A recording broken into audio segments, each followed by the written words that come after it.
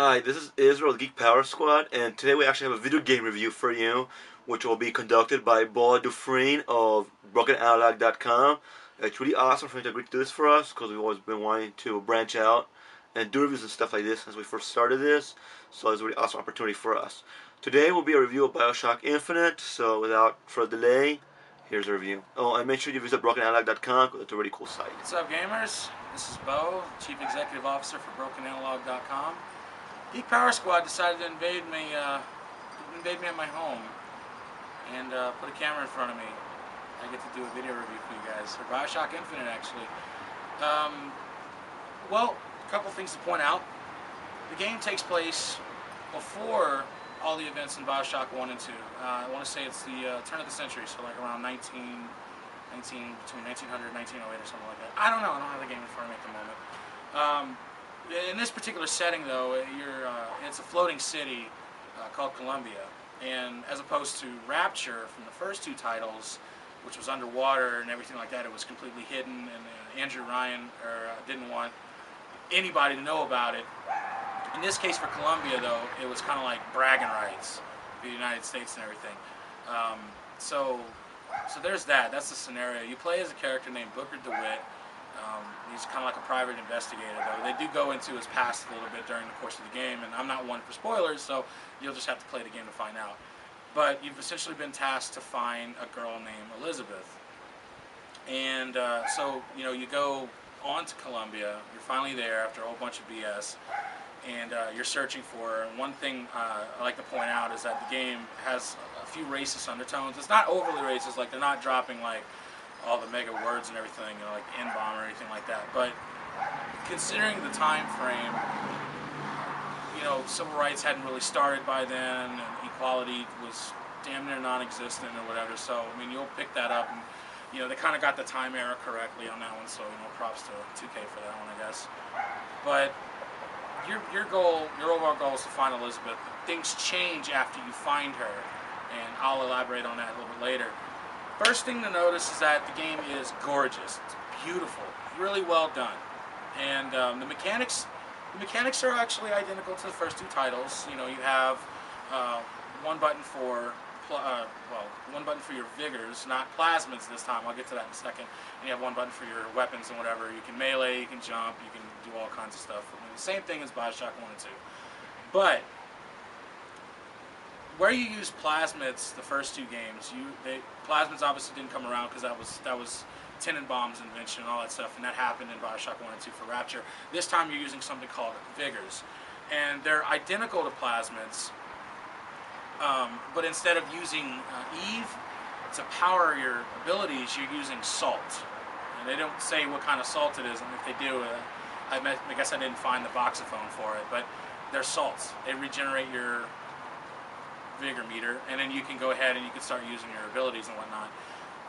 One other thing that they actually changed up was you can only carry two weapons from now. You can't carry, like, from the first two Bioshocks, you had like a whole ring full of weapons, shoddy, machine gun, blah blah blah. In this one, you have weapons, but you can only carry two at a time. You can still level them up. So, if you're if you're about to hit up a skirmish, and the game will tell you when you're about to fight a bunch of people, you'll usually see like a gun rack off to the side. We'll have like carbine rifles or sniper rifles or shotguns or whatever, and you can swap them out by holding the button down. So they adopted kind of like with Duke Nukem Forever, they kind of adopted that, so where you can just kind of switch guns out on the fly. For one, you don't need gene tonic machines anymore to change out your vigors, whatever. I say vigors, people say, no, it's vigors. So vigors. Yeah, you don't need a gene tonic machine to change any of that stuff out. You can actually just open up the menu, and it's a radial dial, and you can just kind of like pick the ones that you want. You can swap between two of them, so that's kind of cool. And leveling up abilities no longer requires Adam to do so. It's all done by money. So as you progress through the game, you'll come across like different machines and everything. Some will sell items such as restorative items and ammo and all that stuff, and you'll come across machines that will sell upgrades to your vigor. So like a reduction in the amount of energy it uses, or additional tacked on abilities and stuff like that, or durations for depending on what it is. So it's actually kind of cool. So They got rid of the atom system, just stuck it with straight up currency, only money and everything like that. The downside of that is money is incredibly scarce. It's really hard to find it, and getting over 1,000 is such a chore. But if you're a penny pincher and you can save up and you're good at the game and don't require a lot of ammo or whatever, and you just like me who just beats the shit out of everything that I come across, and you typically save on ammo, you save on health, and you save up your money like that.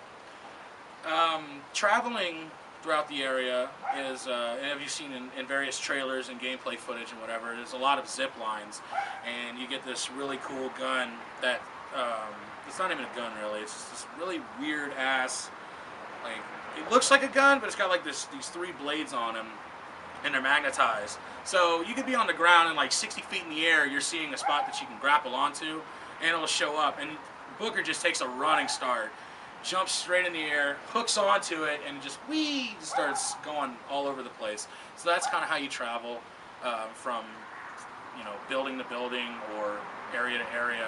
So it's pretty cool like that. So you don't have to do the bathysphere shit like you had to do in the first Bioshock and whatever. So there's that. One of the downsides to the game, though, is it's too short. I personally think it's too short. I beat the game in 8 hours, and that was 4 hours the first night, and then 4 extra hours the following day. And I had it on normal difficulty. I don't even want to know how fast you go on easy. You probably could beat it in like 20 minutes. So there's that. Really, there's not a lot of flaws to the game. There really isn't. I would like to say why it's called Bioshock Infinite, but for me to do that, I would be spoiling the ending. So you can go on YouTube, you can look up the ending, and you can make an assumption for yourself. Though, but it gave me a headache because they didn't really go and explain all that much. They just kind of threw a lot of theoretical mumbo jumbo in your face and everything like that. I mean, I'm no rocket scientist, but that shit is confusing. I mean, I thought Inception was bad. We won't get into that. So there's that one, and then the game is by far really good. It's definitely a worthy buy. It's worth picking up and adding it to your Bioshock collection. I do recommend getting the season pass because there will be DLC being released for the game. I don't know when. I don't know when that's going to happen. Like I said, 2K normally sends me press releases for that stuff, and they'll make an announcement publicly. But there is planned DLC for it. The rumor is there's about 3 DLC episodes. Obviously, the game's not multiplayer, so it's all single player stuff. What it entails is beyond me. I really don't know. But hopefully it expands more on the story and everything like that. I know there's been a lot of concerns about Elizabeth when you finally rescue her and everything. It's not an escort mission, not at all, and not like when you were playing Resident Evil 4 and you had to protect Ashley from pretty much everything. No. You don't have to do that. Actually, Elizabeth can take care of herself very well. In fact, the game actually says when you finally get Elizabeth that she can take care of herself. And they're not lying. She can. She'll hide behind cover or something like that, and that's that. You don't have to worry about her one bit. Nobody can come over and pick her up and cart her off to do God only knows what. But the cool thing, though, is that during a fight, she'll find ammunition for you, and she'll throw it. You'll get a prompt on the screen. So you'll turn around and she's like, Booker, catch, and she'll throw a rifle at you. You catch it, and that adds ammo to your, to the amount that you have. Or if you're low on salt, she can find salt. She'll throw it to you, and you instantly get it. If you're low on health, she'll throw you health packs. But outside of fights, though, she'll find money on the ground that you can't see apparently, and she'll go, Booker, catch, and she'll flick you a coin. You'll catch it like a boss, and then it's a random amount. It's usually anywhere between like 20 to 120. So it's always a random amount. It could be more, could be less. I don't know. It really all depends. But she's really useful. So Ashley can just, eat a bag of pick something vile. I don't care. So yeah. So having Elizabeth, not an escort mission, really, really worth it. Her ability is actually quite unique. She can rip tears. She calls them tears. But it's like trying to explain Donnie Darko. She can rip holes in time, essentially, and you'll come. And in the course of the game pretty much tells you, hey, you're about to get your ass jumped. So then you'll see like barrels or like a stack of weapons or something, but they're in this kind of really black and white, grainy thing. When you highlight it, when you look at it over your targeting reticle, it says the option to open. and then he'll, Booker will say, "Open that tear" or whatever, and she'll open it, and then out comes like a wall that you can hide behind to snipe, or a box of medical kits, or a box of salts, or a box of rifles, or grenade launchers, or whatever. And, she's really useful in a pinch too.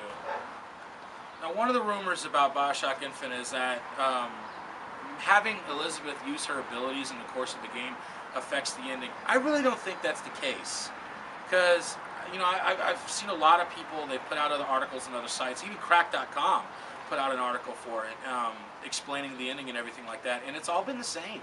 So early in pre-production, during the press releases when the game was first announced and everything, they were starting to show developmental history and everything like that, they were saying that, well, using her abilities can affect the game.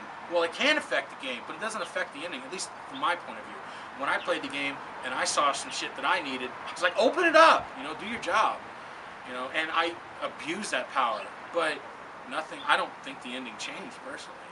Not like with Bioshock 1 and 2, actually. The more little sisters you harvest or rescue does depend on what ending you get. If you don't harvest, then I'll throw it back real quick. For Bioshock 1, if you don't harvest any little sisters, you rescue them all, you get the good ending, which actually almost made me cry. That was a really good ending. It was very, very heartwarming, and it wasn't sad, but it was like, aw. And then if you harvest all the little sisters, you get a really, really bad ending, and Tenenbaum's like cursing at you in German. Okay, I'm full of shit. She's actually just being really bitchy about it. And then if you harvest a few little sisters and you save the rest or whatever, you get what is called the neutral ending. And that one, Tenenbaum's still kind of a bitch towards you, but it's still kind of a good ending. I don't know. Whatever. Bioshock 2 had the same mechanics if you don't. If you choose to rescue them or harvest them, it had the same outcome, but a little bit more darker though. So there's that. So, but for Bioshock Infinite though, I really don't think there's a change in the ending depending on how many times you ask Elizabeth to, use her ability and open up tears. I really don't think that's the case, but I could be wrong. I only beat the game once. I could go back and play it again, and hey, if I'm wrong, then I'm wrong. So that's that. So yeah, for Bioshock Infinite though, it's definitely worth the money. It's definitely worth the buy, and I highly recommend you get the season pass because, according to 2K, they're really going to be putting out a lot of DLC for this game, and they came through for Bioshock and Bioshock 2. There wasn't a lot. They came through for Bioshock 2 in the way of multiplayer, and that's kind of what ruined Bioshock 2 in my opinion. That game didn't need a multiplayer, honestly. Same with Assassin's Creed. That's just my opinion. But with Bioshock Infinite, straight up single player, no multiplayer. So all the stuff they're coming out with is going to be all single player related, all worth it, worth the effort. So, but yeah, we actually we have a Bioshock Infinite review coming up here in a couple of days. I know it's late. The game's been out for a while, but we had a couple of projects going on behind the scenes that were preventing us from putting out any content. That's actually about to change. So. I encourage you always to go to brokenanalog.com, check out our Bioshock Infinite review and any of our other works. Definitely keep going to Geek Power Squad stuff. They're really good at what they do. They're awesome. And I swear to God, I'm not saying this because they don't have a gun pointed at me. They're really awesome. So, but yeah, definitely check that out. But thank you for taking the time out of your day to listen to my ramblings and a lot of my uhs and ums, because it's the first time I've ever been on camera for something like this, and I don't care. It's awesome. So, but thanks again. So we'll shoot you back over to GPS and we'll let them close it out. So this has been our first video game review. Hopefully we'll have many more. Special thanks to our special guest Beau, who we hope will be doing most of our video game reviews. Now we're hoping to have a new video for you soon, and that will probably be after Starfest. So see you at Starfest.